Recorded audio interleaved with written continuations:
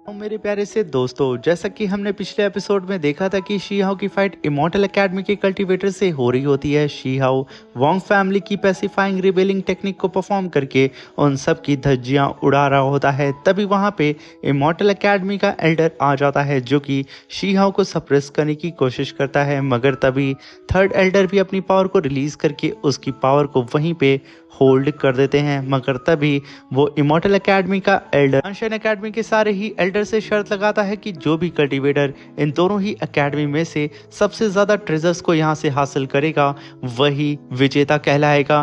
तभी हम देखते हैं कि तियानशन एकेडमी सबसे आगे चल रही होती है।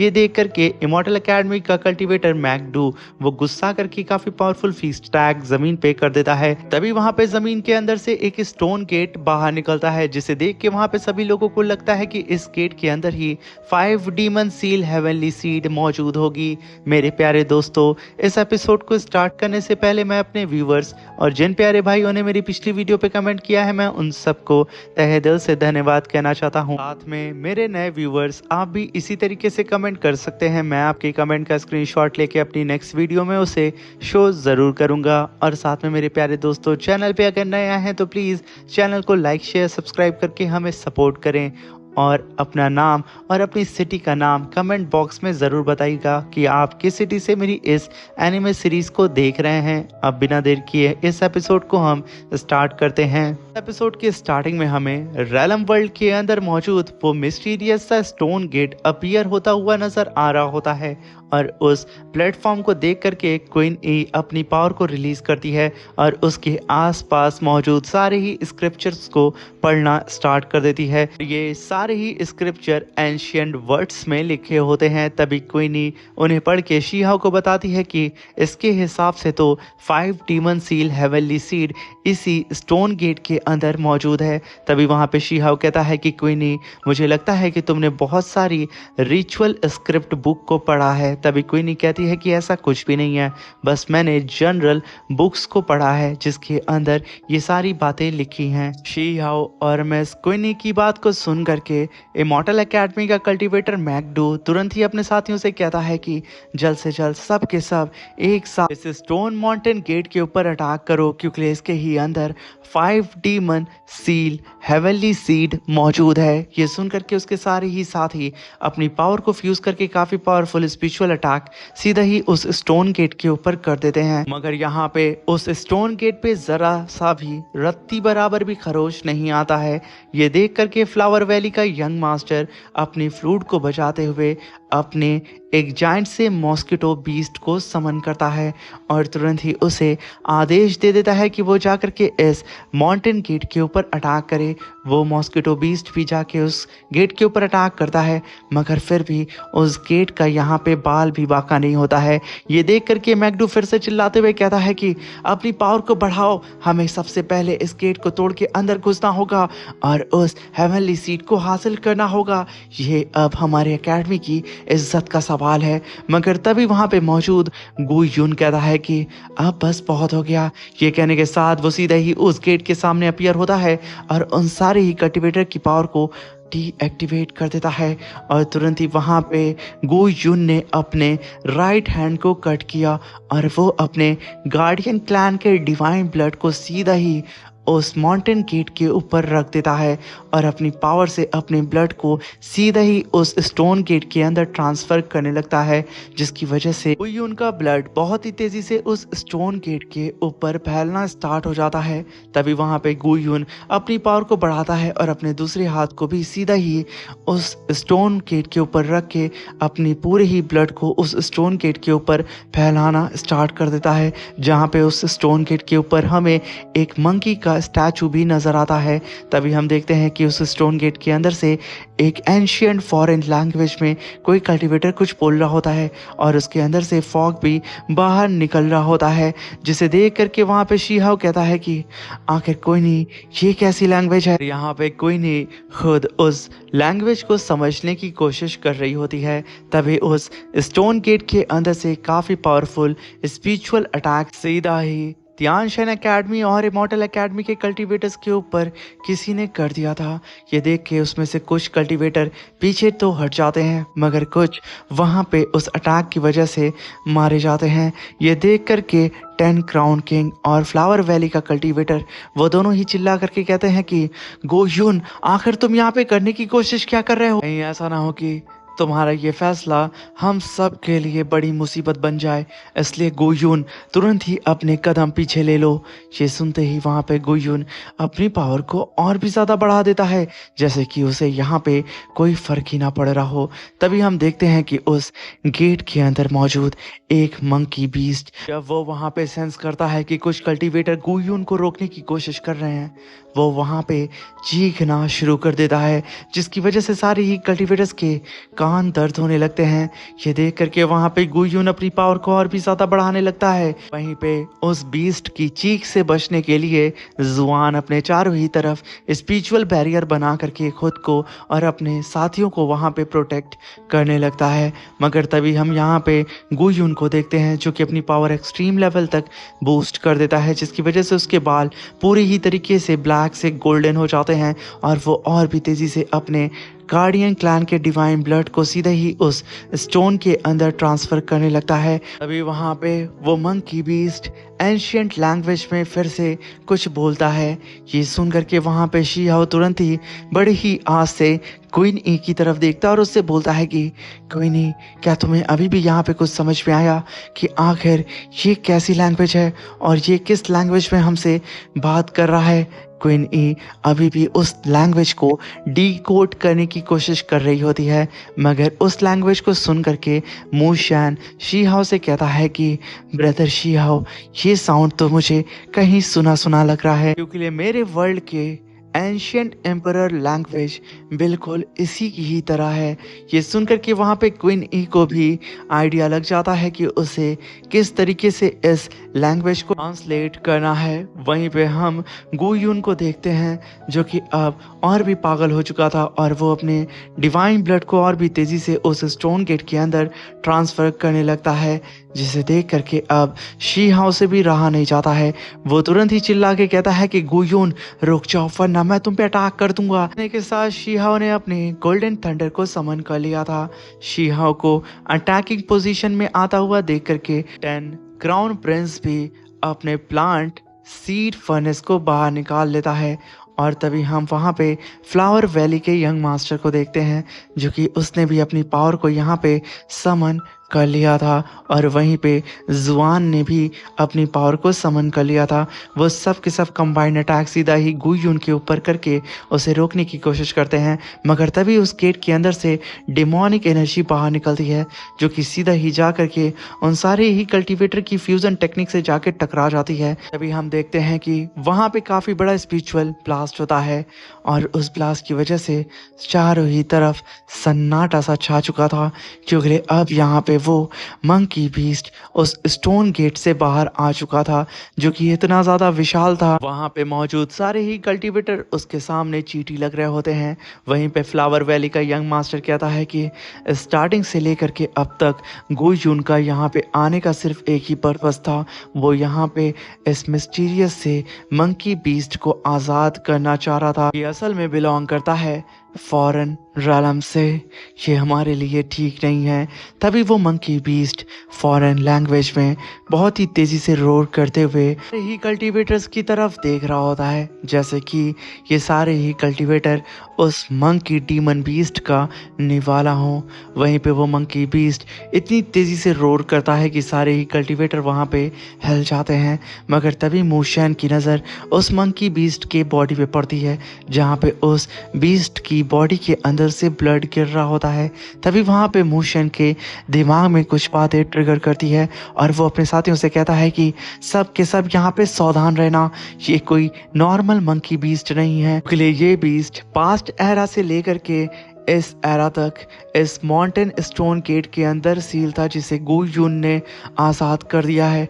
और इसकी ऑरा से तो मैं साफ साफ बता सकता हूँ कि ये सुप्रीम रैलम का कल्टीवेटर है। ऐसे मंकी बीस्ट अपने अपोनेंट की बॉडी को पूरी ही तरीके से डिवोर करके उसके खून को पी करके अपनी पावर को और भी ज़्यादा बढ़ाते हैं। इसलिए भूल करके भी इसके करीब जाने की गलती कोई भी मत करना।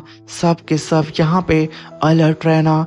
ये कहने के साथ मूशैन ने सबको वहाँ पे अलर्ट कर दिया था, मगर वहाँ पे गु यून सीधा ही उस मंकी किंग से एंशियंट लैंग्वेज में बात करने लगता है, जिसे अब यहाँ पे क्वीन ई ट्रांसलेट करने लगती है। और वो बताती है शीहाओ को कि गु यून यहाँ पे डायरेक्शन मांग रहा है अपने गार्डियन लैंड की, क्योंकि वो यहाँ से रिटर्न जाना चाहता है अपने क्लैन में, जहाँ पे अब वो मंकी उनसे कहता है कि तुम्हारा गार्डियन एंसेस्ट्रल लैंड पूरी ही तरीके से सील हो चुका है, कोई भी बाहरी उसके अंदर नहीं जा सकता है, क्योंकि गार्डियन क्लैन को बाहरी लोगों से खतरा है।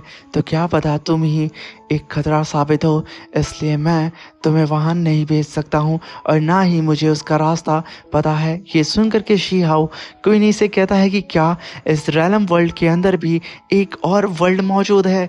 तभी वहाँ पे गु यून का सबर का बांध टूट चुका था। वो अपने स्पीयर को समन करता है और अपनी पावर को रिलीज करते हुए कहता है कि तुम यहाँ पे झूठ बोल रहे हो, क्योंकि लिए फॉरेन रैलम के रॉयल क्लैन वालों ने मुझसे प्रॉमिस किया था कि अगर मैं यहाँ पे तुम्हें ढूंढ लेता हूँ और तुम्हें आज़ाद कर देता हूँ तो तुम मुझे रास्ता बता सकते हो कि मेरा असल में गार्डियन क्लैन कहाँ पे है। मगर तुम यहाँ झूठ बोल रहे हो, इसलिए अब मैं तुम्हें जिंदा नहीं छोड़ूंगा। ये सुनकर के वो मंकी कहता है कि लिटिल पेट, तुम मेरे रॉयल क्लैन के सिर्फ एक छोटे से पालतू कुत्ते हो। ये कहने के साथ वो अपने स्पीयर को समन करता है और सीधा ही तैयार हो चुका था मूशैन के ऊपर अटैक करने के लिए, जहाँ पे मूशैन ने डबल स्लैश अटैक उस मंकी के ऊपर कर दिया था। यहाँ पे वो मंकी भी मूशैन के ऊपर स्लैश अटैक कर देता है, जहाँ पे उसका स्लैश अटैक सीधे ही मूशैन की तरफ बढ़ता है। मूशैन उस स्लैश अटैक को अपने स्पीयर से मार के दूसरे डायरेक्शन की तरफ कर देता है, जहाँ पे अब वो स्लैश अटैक काफ़ी तेज़ी से तियानशिन एकेडमी और इमॉर्टल एकेडमी के कल्टीवेटर्स की तरफ बढ़ रहा होता है। स्लैश अटैक की पावर इतनी ज़्यादा वायलेंट होती है कि वो आसपास में मौजूद सारे ही स्टोन को डिस्ट्रॉय करते हुए उन सारे ही आसपास में कल्टीवेटर को टच करते ही उन्हें डिस्ट्रॉय करते हुए आगे बढ़ते हुए शीहाओ की तरफ जा रही होती है। जब वहाँ पे शीहाओ की नज़र उस स्लैश अटैक पे पड़ती है, वो तुरंत ही अपने सामने एक काफ़ी पावरफुल स्पिरिचुअल बैरियर वहाँ पे बना लेता है। और जैसे ही वो स्लैश अटैक शीहाओ के बैरियर से टकराता है, वो यहाँ पे शीहाओ के बैरियर को तो डिस्ट्रॉय करने की कोशिश करता है, मगर अफसोस की बात यह होती है कि वो शीहाओ के बैरियर को डिस्ट्रॉय नहीं कर पाता है और वहाँ पे काफ़ी बड़ा स्पिरिचुअल ब्लास्ट होता है। वो ब्लास्ट इतना ख़तरनाक था कि आसपास के माउंटेन सिर्फ उस ब्लास्ट की वजह से ही तबाह हो जाते हैं। तभी वो मंकी कहता है कि क्या यहाँ पे कोई भी ऐसा कल्टीवेटर नहीं है जो कि क्वालिफाई हो इस मास्टर को सीरियस हो करके तुम लोगों से फाइट करने में। तभी वो कहता है कि इस एरा के जितने भी कल्टीवेटर हैं वो काफ़ी ज़्यादा कमज़ोर हैं और दुबले पतले, मगर तुम्हारा जो मीट है वो मुझे काफ़ी ज़्यादा डिलीशियस नज़र आ रहा है और काफ़ी ज़्यादा स्वीट भी।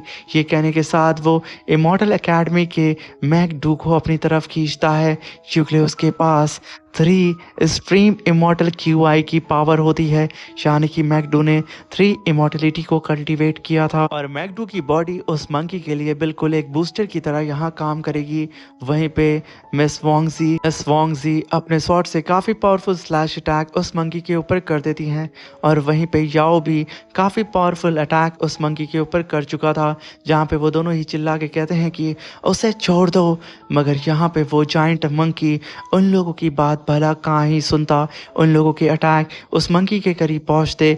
वो मंकी अब तक मैंगडू को पूरी ही तरीके से अपने मुंह के अंदर डाल के पूरी तरीके से चबा चुका था। तभी मिस वोंगजी और याओ का स्लैश टैग भी मंकी के करीब आ चुका था। मंकी सिर्फ अपने स्पीयर से उस स्लैश टैग को एक ही बार में डिस्ट्रॉय कर देता है और सीधे ही वहां पे उन सारे ही कल्टीवेटर से कहता है कि ये तो एक फेक सुप्रीम कल्टीवेटर था। इसने 3 स्ट्रीम इमॉर्टल क्यूआई को तो कल्टीवेट किया था, मगर ये टेक्निक इसकी खुद की नहीं थी। ये कहने के साथ उसने अपने स्पीयर को नचाते हुए अपने सामने मौजूद मिस वोंगजी और याओ के ऊपर पावरफुल स्लैश अटैक कर देता है, क्योंकि उन दोनों ने ही इस मंकी के ऊपर अटैक किया था। तभी हम देखते हैं कि उस मंकी का अटैक काफ़ी तेज़ी से याओ की तरफ बढ़ता है, जहाँ पे याओ और उसकी पूरी टीम उसे रोकने की कोशिश करती है, मगर वो लोग रोक नहीं पाते हैं। जहाँ पे वो स्लैश अटैक मिस वोंगजी को भी जाके उनके कंधे पे हिट करता है, जहाँ पे उनके कंधे से खून निकलता है और याओ भी यहाँ पे इंजर्ड हो चुका था। तभी हम वहाँ पे उस मंकी को देखते हैं जो कि अपने स्पीयर को वहाँ पे चाटते हुए कहता है कि मुझे यकीन नहीं हो रहा है कि इस एरा में कोई ऐसी भी कल्टीवेटर मौजूद है जिसके पास क्लासिफाइंग चाओ फार्मूला की इनहेरिटेंस मौजूद है। वो यहाँ पे मिस वोंगजी की बात कर रहा होता है और तभी उसकी नज़र क्वीन ई के ऊपर भी पड़ जाती है और वो कहता है कि इस लड़की के पास भी अंडरस्टैंडिंग है एंशिएंट एम्परर लैंग्वेज को समझने की। ये दोनों ही लड़कियाँ मेरे मास्टर के लिए ग्रेट गिफ्ट होंगी। जब वो जागेंगे तो मैं उन्हें दूंगा इन्हें खाने के लिए। ये कहने के साथ वो सीधा ही मिस क्वीन ई और साथ में मिस वोंगजी के ऊपर अटैक करने के लिए आगे बढ़ जाता है। ये देख करके वो दोनों ही लड़कियां अब घबरा चुकी थीं। तभी वो मंकी काफ़ी पावरफुल स्लैश अटैक सीधा ही मिस वोंगजी और मिस क्वीनी के ऊपर कर देता है, मगर तभी वहाँ पे शी हाओ की एंट्री होती है और वो अपनी गोल्डन थंडर को समन करते हुए सीधा ही उस मंकी से कहता है कि तुम यहाँ पे जिसे टारगेट करने की प्लानिंग कर रहे हो, एक बार तुम ये तो पता कर लेते कि आखिर उसका प्रोटेक्टर कौन है। जहाँ पे वो मंकी कहता है कि आखिर ये कौन है, मगर तभी शी हाओ वहाँ पे 9 हेवनली केव टेक्निक को परफॉर्म करता है और सीधे ही उस स्लैश अटैक को वहीं पे होल्ड कर देता है, जहाँ पे शी हाओ ने पल भर में उस मंकी के इतने पावरफुल स्लैश अटैक को पूरी ही तरीके से एब्जॉर्ब करके डिस्ट्रॉय कर दिया था। शी हाओ की ऐसी पावर को देख करके याओ पूरी ही तरीके से सुन्न हो चुका था कि आखिर ये शी हाओ कितना ज़्यादा पावरफुल है, मगर तभी हम वहाँ पे उस मंकी को देखते हैं जो कि शी हाओ को देखते हुए कहता है कि अच्छा, तो यहाँ पे कोई एक और कल्टीवेटर मौजूद है जिसने खुद से ही अपनी कल्टीवेशन की है। मैं तुम्हें देख के काफ़ी खुश हुआ। अगर अब जब मैंने फैसला कर लिया है कि मैं अपने मास्टर को ये दोनों ही लड़कियां उनके पहले मील के लिए गिफ्ट करूंगा, जब वो जागेंगे इस वर्ल्ड में तो मैं इन्हें लेके जाऊंगा। तभी वो वहाँ पे गुयून से कहता है कि गुयून, तुमने मेरे ऊपर लगी हुई गार्डियन सील को अपने गार्डियन क्लैन के ब्लड से पूरी ही तरीके से हटा दिया और मुझे आज़ाद कर दिया, इसलिए मैं तुम्हें एक ऑफ़र देता हूँ। ये कहने के साथ कि गुयून से कहता है कि अगर तुम इन दोनों ही लड़कियों को मेरे खातिर पकड़ते हो और मेरे मास्टर के लिए एक मील तैयार करते हो तो मैं तुम्हें तुम्हारे घर वापस लौटने का रास्ता बता दूंगा, जो कि असल में बहुत ही ज़्यादा सिंपल है। और साथ में तुम्हें अपने गार्डियन क्लैन के ब्लड को इस स्टोन गेट के अंदर मौजूद एक ग्रेट दाओ ट्रेजर बोतल के अंदर डालना होगा। तब तक डालना होगा जब तक मेरा क्लैन आज़ाद नहीं हो जाता और वो लाइट को नहीं देख सकता है। ये कहने के साथ वो वहाँ पे एक पोर्टल को समन करता है, जो पोर्टल इस स्टोन गेट के अंदर मौजूद ग्रेट दाओ ट्रेजर बोतल को दिखा रहा होता है और गुयून से कहता है कि तुम्हें इसके ही अंदर अपने गार्डियन क्लैन के ब्लड को गिराना होगा, तभी मैं तुम्हारी ख्वाहिश को पूरी करूंगा। और जैसे ही तुम यहाँ पे मेरे काम को कर दोगे और मेरा क्लैन आज़ाद हो जाएगा इस गार्डियन क्लैन की सील से, तो मैं यहाँ पे तुम्हें हेवनली सीड से सम्मानित करूंगा। ये वही हेवनली सीड है जिसका इस्तेमाल करके तुम सीधे ही इमॉर्टल दाओ रैलम पे खुद को प्रमोट कर सकते हो, मगर ये हेवनली सीड सिर्फ एक है, जिसे सुनकर के मूशैन कहता है कि लीजेंड्स के हिसाब से इस परफेक्ट हेवनली सीड को आज तक कोई भी इमॉर्टल किंग जायंट भी हासिल नहीं कर पाया है। तभी सारे ही डिसाइबल उस हेवनली सीड को देखते हैं और आपस में ही कहने लगते हैं कि जब यहाँ पे सिर्फ एक ही हेवनली सीड मौजूद है जो कि किसी भी एक कल्टीवेटर को तुरंत ही किंग लेवल से सीधे ही इमॉर्टल दाऊ रेलम पे प्रमोट करा सकती है, तो आखिर ये हेवनली सीड किसे मिलेगी। तभी वहां पे हम गुयुन को देखते हैं जो कि उस मंकी की शर्त को मान जाता है। तभी मिस वोंगजी और मिस क्वीन ई सीधे ही उस गुयुन से कहती हैं कि क्या तुम सच में यहाँ पे हमारे एनिमी का साथ दोगे और अपनों के खिलाफ तुम फाइट करोगे। वहां पे गुयुन उन सभी लोगों से कहता है कि जब मैं यहाँ पे आया था तो मैंने ये चीज क्लियर कर दी थी कि मेरा यहाँ पे तुम दोनों ही रेलम से कोई भी लेना देना नहीं है कि आखिर तुम लोग आपस में क्यों फाइट कर रहे हो।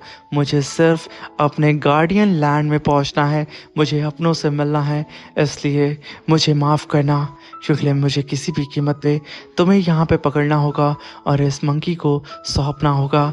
तभी मुझे यहाँ पे मेरे गार्डियन लैंड का रास्ता पता चलेगा और मैं अपने घर वापस पहुँचूँगा।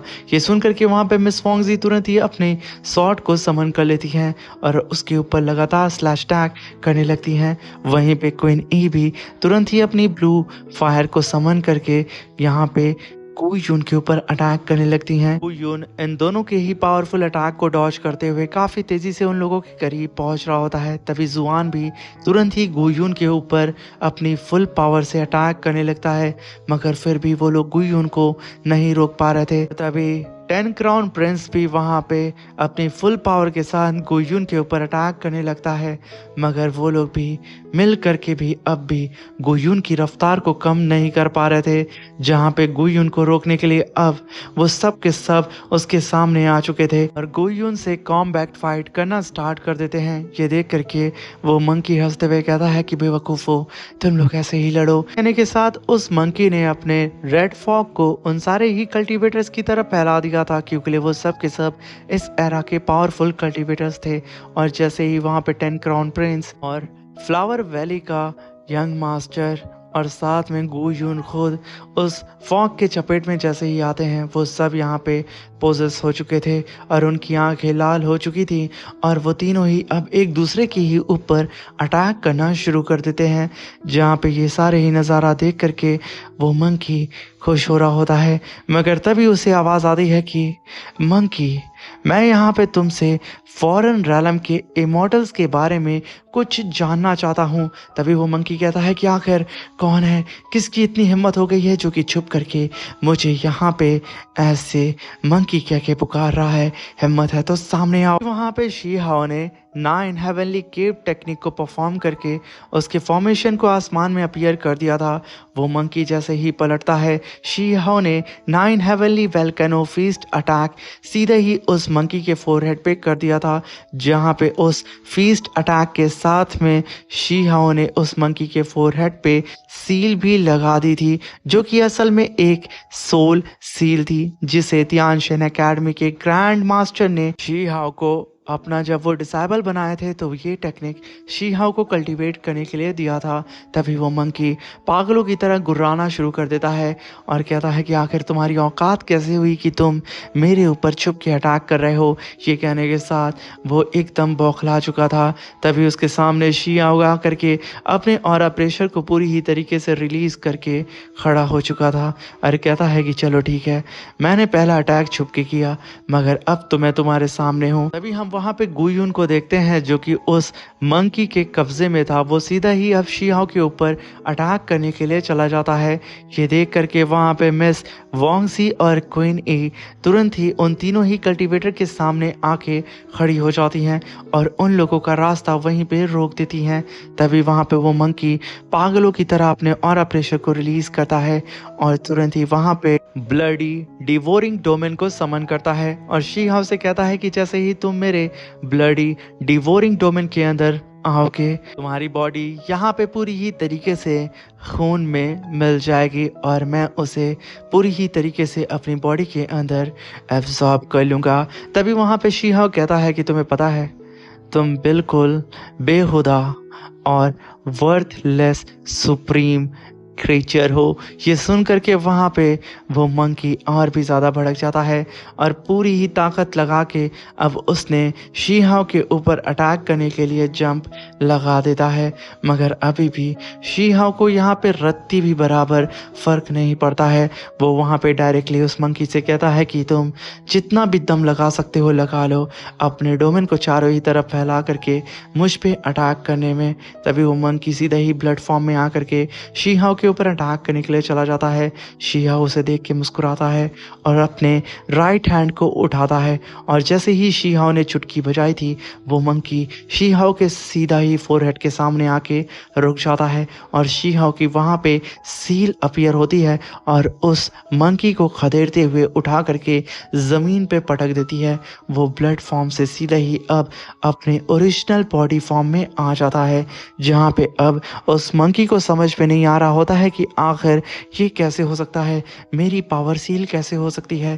तभी वो मंकी गुर्राते हुए अपने हाथ पैर को चलाता है, मगर जब वो अपने फोरहेड पे बने हुए पैटर्न मार्क को देखता है और उसे सही ढंग से ऑब्जर्व करता है, चिल्लाते हुए कहता है ये तो मेम्ब्रेट law breaker soul seal attack है, ये तो सुप्रीम टेक्निक है लॉर्ड वू शैंग की, जो कि एक इमॉर्टल किंग थे। इन्होंने पूरे के पूरे हेवन को ही डोमिनेट कर लिया था। तुम सिर्फ पीक ऑफ डिवाइन रैलम पे हो, आखिर तुम इस पावरफुल टेक्निक को कैसे कास्ट कर सकते हो। तभी शी हाओ कहता है कि मैंने बहुत पहले ही तुम्हारे ऑरा को सेंस कर लिया था और मैं समझ चुका था कि तुम ब्लड क्यूआई की पावर के सपोर्ट पे अपने इस इल्यूजन को कास्ट कर रहे हो। ये सुनना ही था।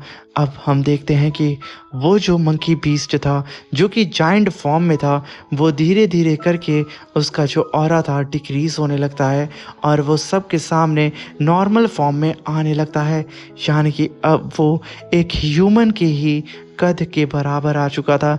यानी कि अब तक इस मंकी ने इल्यूजन को कास्ट करके सभी लोगों को यहाँ पे बेवकूफ़ बनाया था। तभी वो मंकी कहता है कि आखिर मेरे मैजिक आर्ट को क्या हो गया, आखिर मैं नॉर्मल फॉर्म में कैसे आ सकता हूँ। तभी वहाँ पे शी हाओ कहता है कि यहाँ पे सब कुछ पॉसिबल हो सकता है, तुम्हें फाइट करने से पहले ये 10 बार सोचना चाहिए था कि आखिर तुम किन लोगों से फाइट कर रहे हो, और वैसे भी तुम्हें भला ये सब चीज़ें कैसे पता होंगी, तुम कई हजार सालों से कैद जो थे। ये सुनकर के वो मंकी एकदम पागल हो चुका था। उसे समझ में नहीं आ रहा होता है कि आखिर वो अब यहाँ पे क्या करे और वो कैसे यहाँ से शी हाओ से बच करके भागे और अपने मिशन को कंप्लीट करे। वो मंकी अब यहाँ पे पूरी ही तरीके से कंफ्यूज हो चुका था। उसे यहाँ पे कुछ भी समझ में नहीं आ रहा होता है। इसी कंफ्यूजन के साथ ये शानदार सा एपिसोड भी ख़त्म होता है। Thank you for watching.